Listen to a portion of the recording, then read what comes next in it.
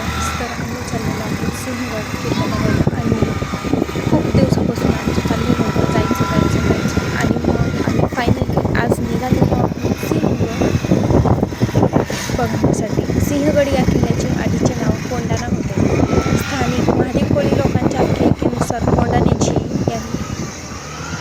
ऋषी यांनी तपश्चर्या केली म्हणून या डोंगराचे नाव कोंढाणा झाले. हा किल्ला पूर्वीपासून महादेव कोळी लोकांच्या ताब्यात होता. हा किल्ला पूर्वीच्या पुण्यनगरचे मुख्य होते. येथे महादेव कोळी राजा नागनाथ नाईक यांच्या ताब्यात होता. दिल्लीचा सुलतान मुहम्मद तुघलकाने दक्षिण स्वारी केली तेव्हा त्याला मंगोल आक्रमणापासून सुरक्षित राहण्यासाठी राजधानी देवगिरी येथे हलवले. पण त्यावेळी दख्खनच्या भागात कोळी राजांचे वर्चस्व खूप होते म्हणून त्याने कोळी साम्राज्यावर आक्रमण केले. त्यावेळी त्याच्यात आणि स्थानिक महादेव कोळी राजा नागनायक यांच्यात मोठे युद्ध झाले. पुढे जनतेला घेऊन त्यांनी किल्ल्यात आश्रय दिला. त्यांनी तब्बल 9 महिन्यांपेक्षा अधिक काळ म्हणजे 1 वर्ष किल्ला लढवला. त्यांचा पराक्रम पाहून सुलतान चकित झाला असे सुलतानशाही बखरीत यांचे वर्णन आहे. पुढे रसद तुटल्यामुळे त्यांनी किल्ला सोडून दिला. सुलतान दिल्लीला गेल्यावर किल्ला पुन्हा भेटला. पुढे निजामशाहीपर्यंत महादेव कोळी सामंतांकडे होता.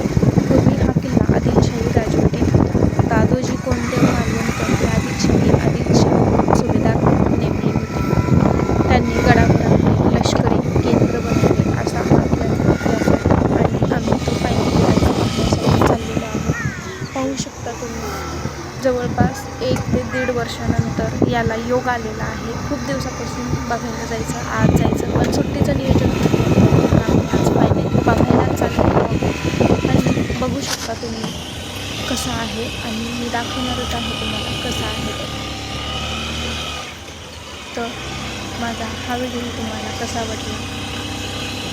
तुम्हाला हा माझा व्हिडिओ आवडला तर लाईक करा, शेअर करा, सबस्क्राईब करायला विसरू नका. आणि हा खूप छान किल्ला आहे. इथं बघण्यासारखंही खूप आहे आणि लांब इतकंच काही पहिल्याचे लोक हा डोंगर चढून जात होते. आता तरी सोयी सुविधा वगैरे झालेल्या आहेत, रोड वगैरे झालेला आहे, गाडीवरती डोंगरापर्यंत जाता येतं.